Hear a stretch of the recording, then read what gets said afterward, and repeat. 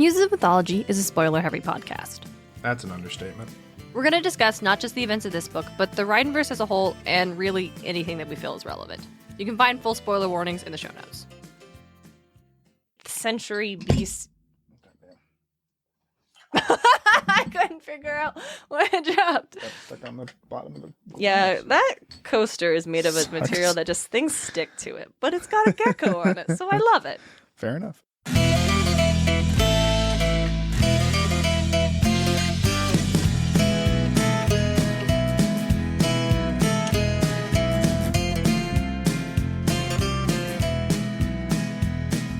Welcome to Muses of Mythology, a podcast where we explore how ancient myths become part of modern pop culture through the lens of Rick Riordan's Percy Jackson and the Olympian series. This is Story 73, Prometheus. I'm your co-host and podcasting muse, Darian Smart. Joining me is my co-host and brother, DJ. How's everybody doing today? I am the muse of... Is Prometheus foresight? That's what he says in the book. That's what he says, and there's other things that say it, but it's not really... I don't know. You honestly... I'm the muse of theft. Okay. Do crime. Be gay, do crimes. Fantastic. Let's muse about this in the garden for a minute. So, DJ. Yeah. The way Prometheus is portrayed in Last Olympian is weird. Kind of condescending. Yeah, I know this is like really this. I usually don't jump to this part, but like I'm just gonna jump to this part after digging in and like learning more about this mythic figure. Rick made some choices. I believe it. And it's odd, but we'll revisit and see if you agree at the end. For now, what do you remember about Prometheus in The Last Olympian? I remember him showing up during the Battle of Manhattan and being like, hey, I don't think you guys can win this. And I'm pretty smart about these things. I sided with the gods the last time. But this time it doesn't look like they're going to win, so I'm siding with the Titans. And if you guys want to give up and side with us, here is Pandora's jar. Open it, let hope go, and I'll be there. Mm-hmm. They didn't do that. They did not do that. Good. Yeah, like that. Yeah, that's it. He's kind of described, he's like in like a very fancy dress, like someone who's gonna go to the Tux Dude. Before he knows that it's Prometheus, Percy keeps referring to him as Tux Dude. And he's got a bunch of scars. He's dressed to go to a gala. Yeah, a gala. Oh, no, I'm right. He looks like a magician. Ah, okay. And Grover doesn't like magicians because they usually have rabbits, because rabbits steal celery from satyrs.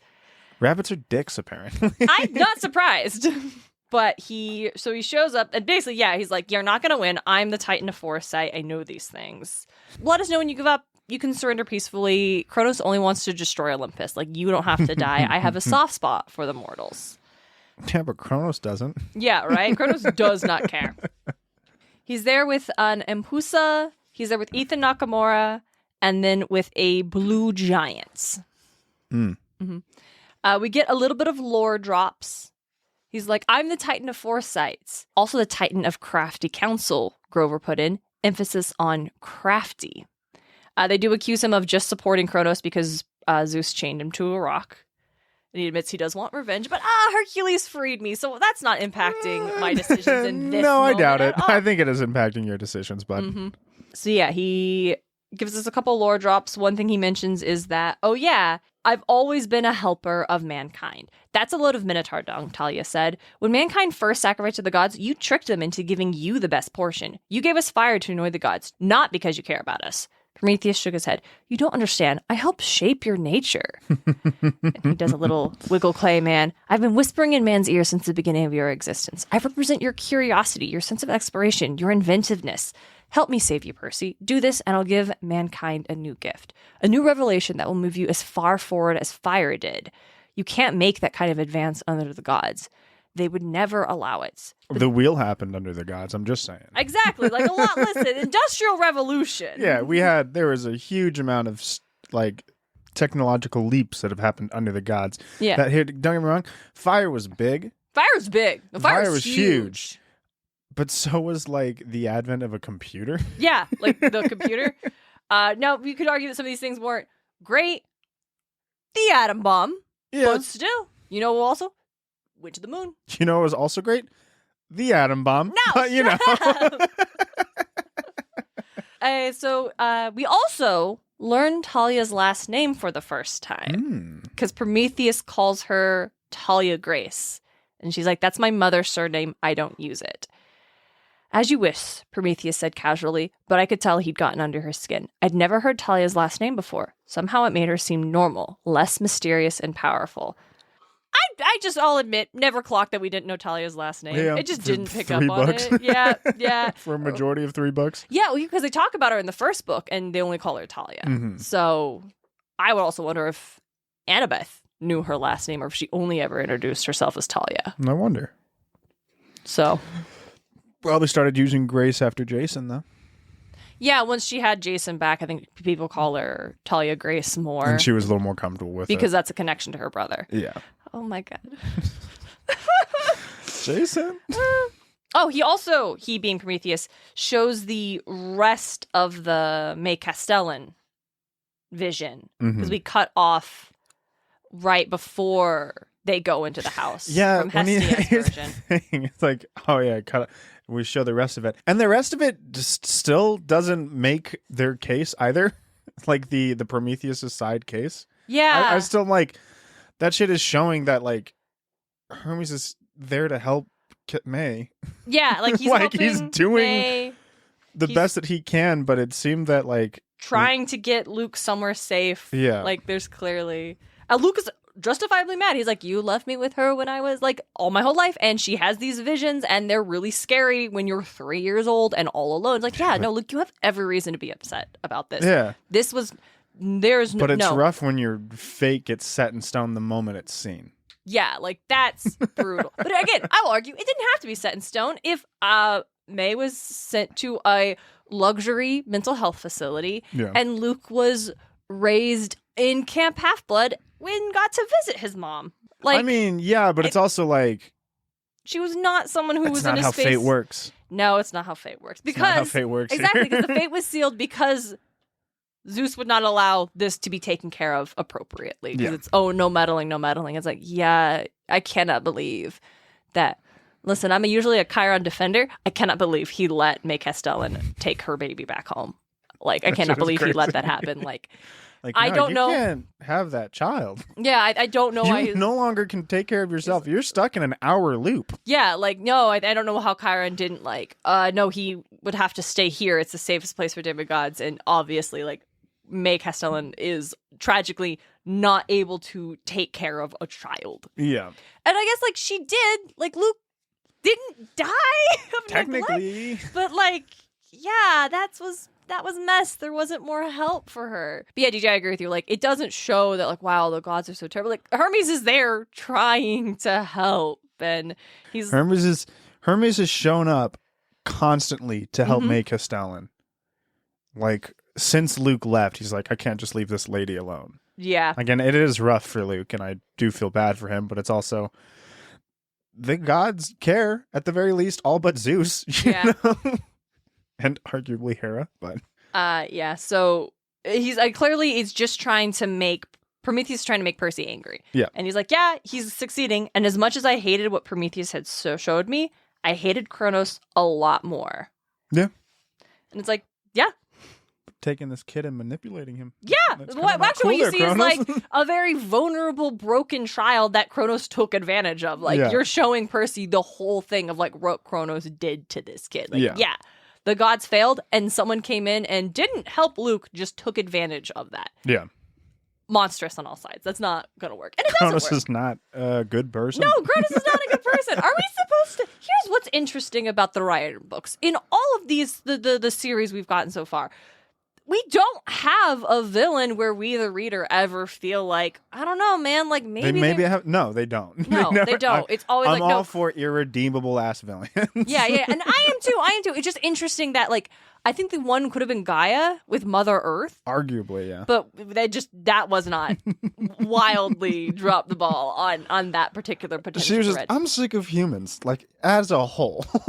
Like, I guess we're done here. But specifically, just she was mad that the gods overthrew the Titans again. I have no idea. I don't know. No. So Her motivations were wild. Wild. So it's interesting.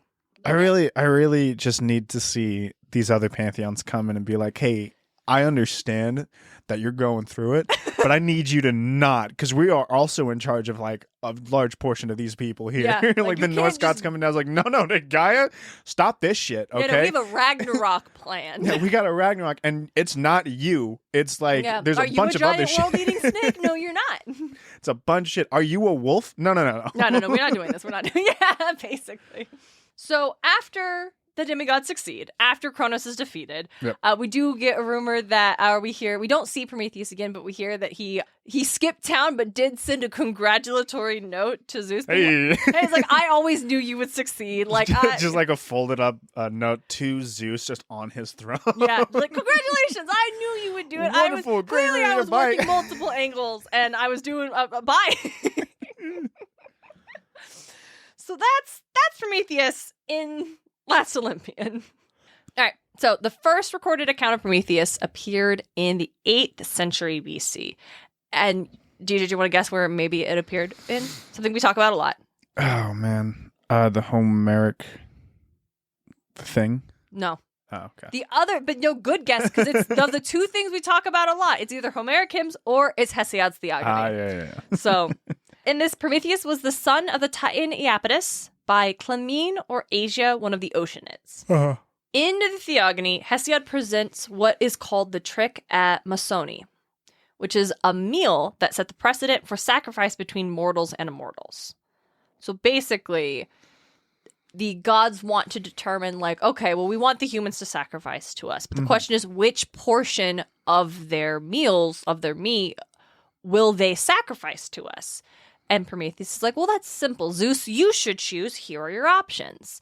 And Prometheus has taken ox stomach stuffed full of beef, and that's on one plate. And on the other plate, there's just a bunch of bones, but it's wrapped in glistening fat. So outside, ox stomach, that's not very desirable, but the good stuff's on the inside. On the flip side, oh, that glistening fat, that looks amazing, but the inside is all actually just bones. Yeah. So it is a trick because Zeus picks what he thinks is going to be the good thing, the fat, and then discovers it's all bones. Yeah. So good for humans because it means they get to keep the actual beef and the nourishment for themselves. And so they would burn and then humans would turn around and burn bones as fat. Essentially what is left over, two offerings to the gods. The fat is great for cooking in, though. You kind of have to keep some of it. And that's what Hestia gets. It's first to Hestia. She gets the fat because you throw it in the fire. There you go. Zeus, bitter Zeus, responds by taking fire away from the humans. Okay. Because in this version of the story, in the Theogony, humans already had fire. And Zeus takes it away from them as punishment. Don't quite know how that one's possible, but yeah, right. Because okay. I just like erases the knowledge of fire, or something, or takes away all fire. I don't know how Hestia felt about this being goddess of the hearth, and then like, suddenly hey, so that's my whole thing, and now no one has a hearth. But it's okay because Prometheus smuggles fire out of Olympus in a fennel stalk and gives it back to humanity. Now, because Zeus has absolutely no chill. Yeah. He punishes all of humanity by sending the first woman. More on that later. Meanwhile, he punishes Prometheus. It doesn't make a lot of sense. Or is it just a bunch of immortal ass dudes not being able to do anything? Put a pin in it. We're gonna circle back. Your next episode, we're gonna circle back. For now, let's focus on Prometheus, who is chained up by Zeus, and his liver is eaten by an eagle every day. That's the Theogony, which we talk about a whole lot. But Hesiod actually wrote another poem that's also an important source of like all of these stories that we talk about and build up. And it was called Works and Days, written circa 700 BC. In this piece, Hesiod expands on the Prometheus story. And in addition to taking away fire to punish humans, Zeus also, quote, withholds the means of life. Zeus claims that if it were not for Prometheus, you being humans, would easily do work enough in a day to supply you for a full year even without working. Soon you would put away your rudder over the smoke, and fields worked by ox and sturdy mule would run to waste. Basically, he's saying that humans would have had an easy life were it not for Prometheus giving them fire. But now they have to work hard for every scrap and like toil and struggle to survive. I think it worked out in the end. We have a pretty good life right now. So according to a German classicist, Karl Martin Dies, in Hesiod's scriptures, Prometheus represents, quote, the descent of mankind from the communion of the gods into the present troublesome life. But to me being Darian, it just sounds like Zeus was being a bitch. Yeah. Like, I agree with you. Sounds like Zeus was just being a baby. I think he was just being a brat. I think he's like, you know what? Your life is going to be hard now. And I'm like, I think it was already going to be the way it was, Zeus, and now you're just pretending like this is a punishment. Like, you're just acting like, well, we were going to go to McDonald's, but you pissed me off, so now we're not. Yeah, right. You were never going to take us to McDonald's, Zeus. I would have taken you to McDonald's, but then you asked. Yeah, then you had to ask. I don't believe that, Zeus. I don't think we were ever going to McDonald's. Speaking of things we don't talk about a lot, the lost epic called the Titan Maki.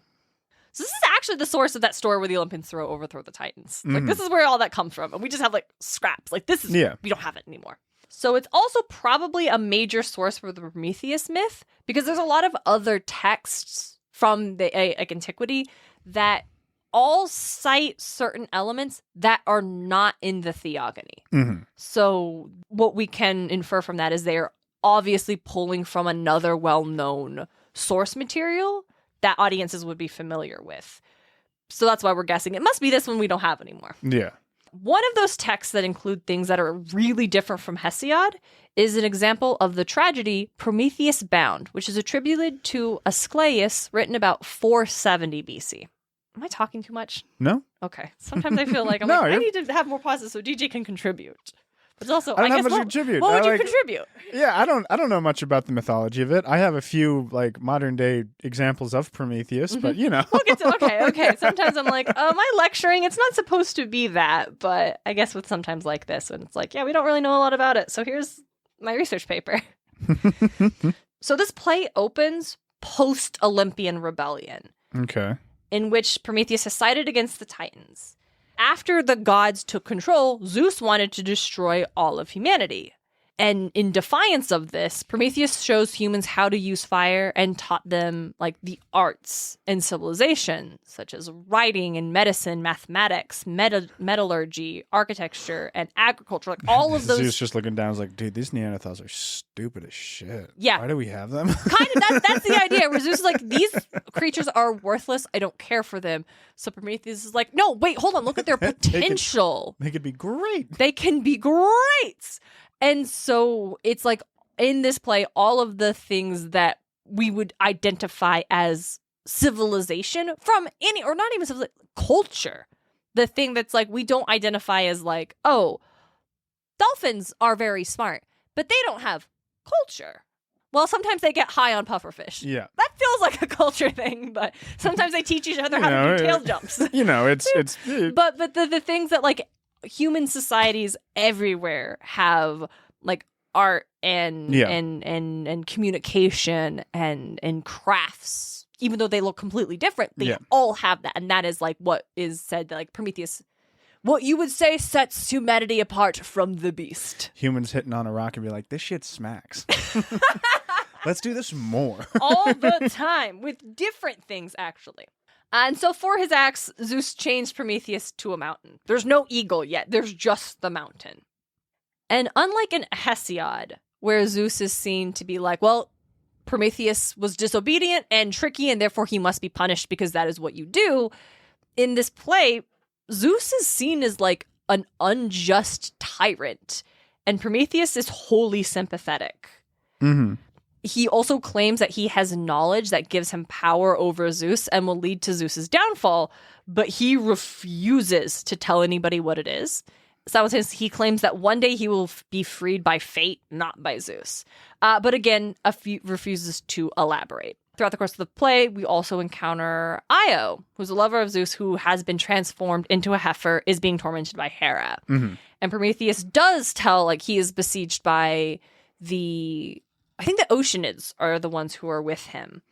And they encourage him to speak on Io's future. And he explains that, like, well, they're both victims of Zeus. And one day it'll be a descendant of Io who will free him. And the audience would recognize that, like, oh, we know who Io is, and her noteworthy descendant is Hercules. So the audience would know that, like, oh yeah, Hercules is the one who frees Prometheus eventually. Yeah. And so he also claims that one day Zeus's reign will end. And Hermes shows up with a message from Zeus threatening Prometheus with other punishments, including the eagle, but Prometheus still refuses to give up the secrets. The play ends with Prometheus and the chorus being blasted into Tartarus by Zeus. There are suggestions that this was not meant to be just one play, but actually a 3-part play. Mm-hmm. There would have been a sequel play called Prometheus Unbound, which would have been Hercules freeing Prometheus. Yeah. C.J. Harrington, who is a classic scholar guy, also would claim that there may have been a third play called Prometheus Pyrophorus, Prometheus the Fire-bearer. The later two only survive in fragments. He goes on to overthrow Zeus in that one. Actually, I wish. So in Prometheus the Fire-bearer, he gets back into the good graces of the gods by advising Zeus not to pursue Thetis. Yeah, that's a... yeah. Yeah, so that's the knowledge he had that would have bring Zeus's downfall if he had the son will be greater than his father. Yeah. Right? So that's where we have Prometheus being the one who rolls up and is like, oh, no, Zeus, Poseidon, you don't want to hook up with not this one. with the powerful Oceanid lady. It would be bad for you. So they're like, cool. Well, we'll just give her to a mortal then. Bet. Wait. Everyone's happy except for Thetis. Dude. Give her to Hephaestus. We get a fucking greater blacksmith. Let's run that, dude. Stop giving powerful goddesses to Hephaestus. It's not fair to the goddesses. Hey, Hephaestus is probably a cool guy. I don't know. I don't know, man. He's already married to Aphrodite at this point. Yeah. It's fine. It's called an IVF, Darren. You know what? Actually, DJ, you have a good point. They could have been more strategic about this. It's like, you're telling me it's going to be greater than the father? Let's figure this out. Yeah, who's someone that we can definitely replace? Yeah. Who's someone we want to upgrade and replace, but they're too much of cowards to have let a powerful god knowingly come into the world. Yeah. It had to be immortal that they could have gotten rid of it. Ares is a little bit of a loose cannon. Let's go ahead and replace him with somebody who's stronger and probably smarter. Yeah. That would back. You don't want someone who's stronger and smarter than Ares. Why not, dude? Because then you have an Athena who's willing to overthrow Zeus. Let's run it. Come to find out if Zeus ever had like a child with Thetis, it was just greater than the father at juggling. At juggling. Just, man, have you seen this kid do flip cup? It's incredible. It's insane. He can flip every cup. It's crazy. Important. So this distinction between Hesiod and then Prometheus Unbound. Hesiod presents Prometheus as the source of all human suffering. If you want to blame why we have problems, according to Hesiod, it's Prometheus's fault. Whereas Prometheus Unbound presents a figure who protected and uplifted humanity and was punished by the unjust tyrant for doing so. Yeah. Which, it's been about 300 years between these two pieces were written, and that like reflects a lot in the like general change in attitude towards like these stories and their role. Yeah. In again, like when we talk about like Greek myth and stuff, I cannot say enough how long and vast this is and how we have different ones. It's actually crazy. A lot of these stories are way older than like you would imagine. Mm-hmm. And the separation between like story A and story B is equally longer than our country that we live in has existed between Prometheus and Prometheus Unbound. Yeah. And yet we still connect them and view them. And I think it also rolls into like the overall arc of like adaptation and interpretation that is different than source material is absolutely in line with traditions of these stories. Oh yeah. Because this play. We're going to swing by Plato again. He's come up recently. In his dialogue, Protogeras, it also really shaped our perception of the Prometheus myth. After the gods have molded men and other living creatures with a mixture of clay and fire, two brothers, Epiphemus and Prometheus, are called upon to complete the task and distribute among the newly born creatures all sorts of natural qualities. Epiphemus sets to work, but being unwise, distributes all the gifts of nature among the animals, leaving men naked and unprotected, unable to defend themselves and survive in the hostile world.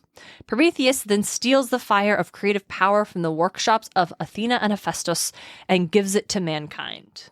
And so in this dialogue, what Plato was presenting is that the idea of creative power as being superior to the natural instincts of animals. And that's another what Prometheus does. Do you want to talk about etymology? What does Prometheus mean? I don't know. The etymology of Prometheus is debated. The usual view is that it signifies foresight, as his brother denotes afterthoughts. Hindsight is 20/20. Yeah. But some other scholars have noted that these names are not transparent, and different readings from the same name is descripted. You also have the Proto-Indo-European versions. What? Where the root that produces the Vedic pramath, to steal, hence Prometheus, thief, conflate Prometheus, the thief of fire. There's also a Vedic myth of fire's theft by another god, which is an analog to the Greek account. So it also may be Prometheus might translate into thief of fire. Mm-hmm. I don't know. Maybe it means foresight. Maybe it doesn't. See our Persephone episode for more details on what names mean. These names mean? I don't know, man. Who's to say? It's a fucking name. Who's to say? They mean what they need to mean to reflect this figure's role in the given story. Yep. Riordan is playing with Prometheus as foresight, trying to be I know exactly how it'll end. Whereas the fire thief trying to act like foresight. Yeah, right. And that actually, I feel it'd be more interesting if he's but I feel he's not preventing him as the fire thief, because those things are really dismissed. Yeah. That's why we get him in a tux and being haha, I'm so snazzy, we're gonna win, I want you to give up hope. But he might not be that. Another thinks he's the thief of fire. And I think you get a very different guy when you're looking at Prometheus, who is the thief of fire and not the titan of foresight. Yeah. They're different dudes. I want to talk about Prometheus as a religious figure, because it sounds like this guy was pretty important if he's being credited with culture. Yeah. But he really wasn't there weren't widespread religious cults or temples to Prometheus. Mm-hmm. But he was worshipped in Athens alongside Athena and Hephaestus. There you go. Or two big culture bringers themselves. There's also a festival that had a torch race that began with an altar located outside the sacred boundary of the city and passed through districts that were inhabited by artisans who would view Prometheus and Hephaestus as their patrons. Mm-hmm. The race would travel to the heart of the city, where it kindled the sacred fire as the altar to Athena on the Acropolis to conclude the festival. The torch relay, which was called the Iampendrama, was first instituted at Athens in honor of Prometheus. So literally, that thing where people run with a torch and it is fire, it's a thing for Prometheus. Yeah. It's really meant to mirror Prometheus bringing fire. Yeah. And that's pretty sweet. cool. I like that a lot. Yeah. It's a lot of fun. So that's there's obviously always in every episode there's tons more and different angles and different avenues we could have turned down, but this was my direct path. I'm this is what I think would be interesting for us to talk about Prometheus. Now I have about 30 minutes on Mary Shelley's Frankenstein. Before we get into that, would you like to talk about other pop culture things? A few. I saw that he showed up in Supernatural. Yeah, do you want me to tell you about that episode, DJ? Tell me about Supernatural. Remember the Titans. Yeah, so in this episode of Supernatural, you got this guy who keeps dying and then coming back to life. It's really weird. So they go investigate. They find out he is the Titan Prometheus, who has lost his memories, because was freed when there was an earthquake in the mountain he was chained to, and he escaped, but he has amnesia. He was found, nursed back to health, fell in love with a woman, and they have a son who's about 8-9 years old. And now the son also has the curse of the father, wherein he just dies every day. That's no good. Artemis is also there, hunting Prometheus down for Zeus. Zeus shows back up and is going to kill Prometheus and his son. But then Artemis turns on her father because the Winchesters goad her, and also because it's implied that she was in love with Prometheus at some point in time. And that's why he's been missing for 8 years, because Artemis wasn't really trying to track him down again to re-imprison him. So hate that last part. She being Artemis, ends up shooting an arrow at Zeus to stop him when he is like torturing Prometheus. And Zeus pulls Prometheus in front of him, so the arrow pierces Prometheus' heart instead. But then Prometheus, in what is truly a badass move, shoves the arrow through himself to strike Zeus. So they both die, but the curse on the kid is broken. That's pretty great. Yeah. Artemis just leaves. That's the end of that. That was actually incredible. Listen, I think Supernatural has some... Supernatural. Yeah, Supernatural has some low lows, especially post season 5. But that, besides the weird Artemis being in love with Prometheus thing, I think that's... But other than that, I actually think that was a very fun episode. Very weird. Prometheus shows up, or at the very least, the tail of Prometheus shows up in Portal 2. Yeah? Yeah, there's an Oracle turret that's just kind of like a turret that went probably a little crazy because this facility has been... It's Portal. Yeah. And it's just spouting the tale of Prometheus, of like how he was a hero and cast into the depths with a bird to feast on him. Eventually, later on, you get cast into the depths, and GLaDOS, who has been turned into a potato, is carried on by like a bird. Oh, wow. You get out of there eventually, but... Yeah. Isn't GLaDOS the villain of the first game, though? Villain of the first game. Villain of like the first part of the second game, and then you get Wheatley, who's just an idiot. Oh no! To be put into GLaDOS's position, because Wheatley says like, "I'll get you out of here. We just got to get rid of GLaDOS." Come to find out, the machine that GLaDOS is a part of, if the machine does a test, like performs a test with somebody, it gives like a huge dopamine spike to the machine, and it wears off super quick. Oh, like you become super, like just you stop feeling it. And GLaDOS, the only reason she was able to hold on is because she was already kind of a sociopath. And so she's like, yeah, who fucking cares? I like running tests just in general. Okay. And Wheatley was chasing the high. Oh, no. And he became a villain real quick. I see. Okay. Yeah. Prometheus appears in Hercules, the animated series. Yeah. Want to tell me about that? I do want to tell you about that. Let me look it up real quick. I wrote it. I think he's afraid of eagles. Hold on. Animated series. Prometheus. Makes sense why he's afraid of eagles. Yeah. It's an episode called Hercules and the Prometheus Affair. Wherein Hercules actually attends Prometheus Academy. That's the name of the school. That's sick. I didn't even realize that. Yeah, when Hercules learns about like Prometheus' story, he's like, "Oh, that's no good." So he goes and rescues him. But Hercules had no idea that it was Zeus who imprisoned him. It's like, So he just doesn't tell Hercules this at all when they're together.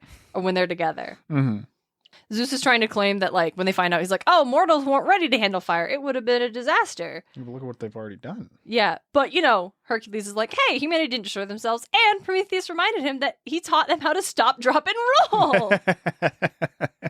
There's your fire safety episode, kids. Shenanigans, Hades shows up, stuff happens. But in the end, you know what? It's not Prometheus who's freaked out by eagles. It's Ganymede in Chalice of the Gods. That's right. Yeah. That's what I'm thinking. Hey, that's real fucking dark, Rick. We just do that as a funny gag. That's trauma. Yeah. Anyway, Ganymede's got a reason to be traumatized in that, though. Yeah. Spoilers for Chalice, but anyway, at the end, Hercules gets Zeus to apologize to Prometheus. Heck yeah. Prometheus shows up in this manhwa that I read called Tomb Raider King. Oh, yeah? So what it's about is, in this world, it's one of those regression where like you start off at the end of the guy's life. Right as he's about to die, he gets sent like 10 years into the past to do whatever he wants, essentially, with the knowledge he has. And the way this world works is these tombs started showing up with artifacts in them that like feature artifacts based on some human story. And so Prometheus is an artifact, and he's like, I can't remember what kind of artifact he was because he's a fucking jackass. Just kind of cocky, arrogant, managed to lock up all the Greek god artifacts in the like huge dungeon that ended up killing the main character in his last life. And like all of his crew too. It was a rough situation. Yeah. It's much better now and it ends wonderfully. But yeah, Prometheus shows up. He's an asshole. He can turn into he has Zeus's eagle. And yeah, he's when the main character comes and frees everybody, Zeus is not happy. No, I can't imagine. Just bodies Prometheus. Yeah, that tracks. Yeah. There's a movie that I actually haven't seen, but I want to see. And usually we try not to talk about things that we're not familiar with, but I really wanted to talk about this one. It's called Promare. Promare looked fucking awesome. Yeah, it was made by the same guys who did Gurren Lagann and Kill la Kill. I meant to watch it. And I just, same. But, so essentially there's a calamity called the Great World Blaze, where a bunch of humans just spontaneous combust. Great. And it kills half the world's population. And then at the same time, certain humans develop pyrokinetic abilities and become known as the Burnish. And they like combat these fires. Anyway, spoilers for the movie. You find out that there are aliens coming from another dimension called Promare, and they bonded with humans, giving them pyrokinesis. So it's really like Promethean giving humans the gift of fire. That's sick as fuck. We should watch this movie because it sounds super fun. That's all I have left before I get into the... There's the movie Prometheus. It's bad. Yeah, the Prometheus... That's not a good movie. Prometheus is used... It's like how we talk about Icarus, where it's like Icarus himself isn't used, but you'll see like the symbolism. Or Andromeda. Yeah. They just like Prometheus gets used to be like, smart or intelligence or breaking molds. What was it? There was a... Let me see this. There's a cloned horse named Prometheus. Prometheus is a moon of Saturn, which feels rude. Wait, no, Jupiter would be rude. Saturn is fine. In the Stargate series... Stargate! Yeah. Sorry, I like Stargate. Oh, you're fine. The first interstellar spacecraft is called Prometheus. Yep. And it's made from stolen tech, which is so funny to me. That's true. I forgot the detail that they steal the tech from like shitty aliens. Oh yeah, like, they steal it from a parasitic race that enslaves humanity throughout the galaxy by posing as gods. Yeah, they get inside them and they pretend they are gods, and it's Stargate's awesome. I believe it. Like, it's so weird, but awesome. All right, so modern Prometheus. So Frankenstein or the modern Prometheus. So that's what Mary Shelley is like. Subtitle for her work is. I read The Great Illustrative, right? That's what it's called? Yes. Yeah, I read that version of the book. I liked it, but I don't know how I'd relate it to Prometheus, but I haven't read the original, so. Oh, okay. I was going to ask, DJ, do you want to take a guess as to why you think Mary Shelley was like, you know what? Being able to get life, stealing the power to create life. Yeah, that's it. So the thing about... Victor Frankenstein discovers a previously unknown but elemental principle of life, and it allows him to develop a method to imbue vitality into inanimate matter. Though the exact nature of like what this process is left vague. I love it. Mary Shelley inventing science fiction. Raising it up to the stars and letting thunder and lightning just hit that fucking body. Yeah, whatever that is. Actually, that lightning thing is from the movie. Yeah, I love it though. It's great. No, it's great. It's way good. Oh yeah, it's cinematic. But a lot of that Frankenstein stuff that we associate today, that was invented from the movie. It's not actually from... No, the series or the book is... It's a lot of what the science is like abstract based on like kind of weird like theories that was around at the time. Because again, Mary Shelley invented science fiction. Yeah. And the best part of science fiction is I don't need all the details. You just tell me it worked because science, and great. Let's go on with You're telling me I need to metaphor. fly through the slipstream of this fucking small-ass bird drone to download its contents? Wonderful. Let's run it. DJ's been playing Spider-Man. It's been great. Spider-Man 2. It's great. Wonderful. Marvel's Spider-Man 2. Mm-hmm. What we need to understand is that the Romantics loved Prometheus. The Romantic writers and artists, they couldn't get enough of Prometheus. Mm-hmm. They were all, and we're talking in Prometheus Unbound style Prometheus, like the amazing intelligence bringing humanity to the next level, punished by an unjust tyrant. Like, oh my gosh, Percy Shelley and Lord Byron could not get enough of this figure. In fact, Percy Shelley, Mary's husband, and Lord Byron, BFF, both wrote pieces all about Prometheus. Percy Shelley wrote his own Prometheus Unbound in 1820. And like Byron wrote a poem called Prometheus. Like this was just like in the this cultural zeitgeist of like, we all want a piece of this Prometheus action, right? Yeah. And Mary Shelley's like up in the heart of that.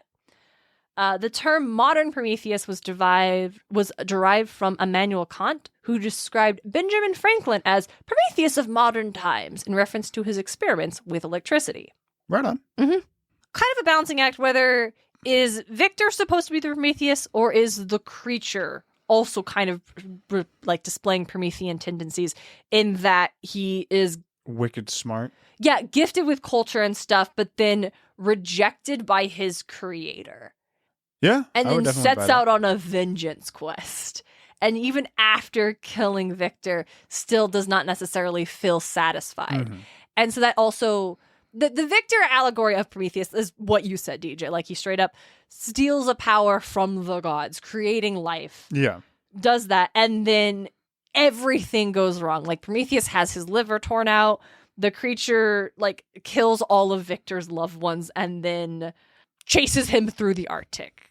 But like I said, simultaneously, like the creation itself also is Promethean in that it signifies kind of what Prometheus Bound demonstrated, the liberation and separation from your creator and a freedom to do that. But then that comes with like kind of Hesiod's Prometheus, the like sorrow of becoming that separation and then the hardship that comes from being separated. You could assume that if Victor had accepted his creation, the creature's existence would have been a lot easier. It would not have been such hardship and terror, and it would have been better. Mm-hmm. But because of that separation, there is now hardship in this being's life. Anyway, the problem with all of this is I couldn't actually find anything from Mary Shelley herself outlining why she chose modern Prometheus. This is all folks just like making these connections apropos of the fact. I was looking for a diary entry or some letter to Percy or an interview, something. Well, no one was interviewed from Mary Shelley. I don't know. In the 1800s? Oh, why not? No, fair. I mean, there were some Dickens. Yeah. But yeah, it was just, I didn't think it would be so hard for me to be like, surely Mary would have gone like on and on about like, but it's not. And so so everything I just said is just conjecture of people tying the spaces together. Because it's there, it's obvious, especially when you think, oh yeah, the Romantics love Prometheus. Mm-hmm. Like, come to find out, I was like, I just thought it was kind of a fun buzzword. Yeah, just buzzword. It was really in right now. I was trying to hit that SEO. Yeah. Just trying to get the algorithm on my side, you know? But, I mean, in terms of Prometheus retellings, I think Frankenstein's a really good, like, if you're talking about, like, really loose adaptation of Greek myth, like, Mary Shelley took a vibe and ran with it. And you know what? I love to see it. Yeah.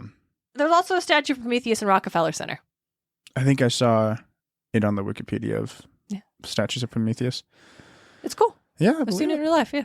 Nice. It's really neat. It's got fire. Like, I don't know. Rockefeller. Like, this feels a little, It's fine. Yeah. No, so let's not read into this one too much. Like, this was a little self-indulgent. Yeah. Rockefeller, but okay. Hey, if I was an oil baron, I'd probably do the same thing. All right, so we circle back to the question I posed at the beginning. DJ, how do you feel about Rick Riordan's choices for Prometheus? I love it. Yeah? Yeah, I'm a big fan of Prometheus just kind of being a condescending dick. You know what? Yeah, he is condescending. He comes off as a condescending parent. He's like, I gave you this, so I know better. And he's like, I know what's best for Mother you knows guys. best Yeah, is his yeah, definitely his fuck favorite yourself. Disney villain song. Yeah, go fuck yourself, but I don't give a shit. Cool. That is it Mhm. for Prometheus. Hey, listeners, if you got a cool Prometheus adaptation that we use, and I mean like an adaptation, not just like the ship from the thing, is it? But I think the ship specifically being made from stolen alien tech, that's what makes that's fun. so good. It's That not one's just we fun. named it Andromeda because it sounds cool. Yes, I know of Borderlands 3, the planet named Promethea. I don't know how it relates to Prometheus. I Just try to sounds think cool. about it, but Is it sometimes just sounds cool? I mean, I gotta assume it's because a lot of the planets are actually and a lot of the stuff, like space stuff in Borderlands, are just kind of named after Greek stuff. Like, Pandora is the main planet. There's a Helios station. I cannot remember what the moon's called. And there's like a bunch of other planets that are probably similarly named that I just didn't really pay attention to. Well, I once wrote a short story where the planets were all named like after mythical figures. It was like a short sci-fi, and the wealthy rich people planet was named Andromeda just because it sounded cool. So I too am guilty of doing the Andromeda thing. But we called the moon. Well, there were a bunch of moons around a binary planet system. So Rich Moon was called Andromeda, but the sciencey moon, the academic moon, was called Tot. And so I also did the thing. The planets are Promethea, Pandora, Eden 6, and Athenas. What's that one with the number in it? Why's it got a Eden number 6? in it? I don't know. Oh, Eden 6. Yeah. Okay, that tracks. All right. And Well, then hey. what is the moon called? Sorry. No, you're good.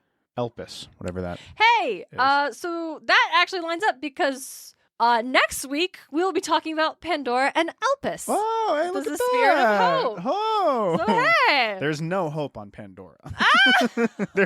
There is no hope on Pandora or Elpis. This is not a good place.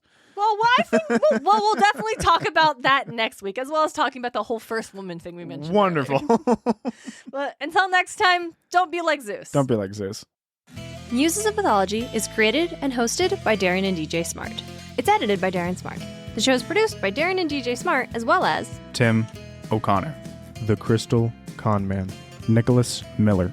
Our music is Athens Festival by Martin Hain, and our cover art is by Audrey Miller. You can find her on Instagram at bombshellnutshellart. Want more Muses of Mythology? Support the show on Patreon. Just $1 gets you exclusive bonus content. Get more at patreon.com/Muses of Mythology. You can also support the show by leaving a review at lovethepodcast.com/Muses of Mythology, or tell a friend why you love the show. Don't forget to check out all of our episodes and episode transcripts at musesofmythology.com. Thanks for listening.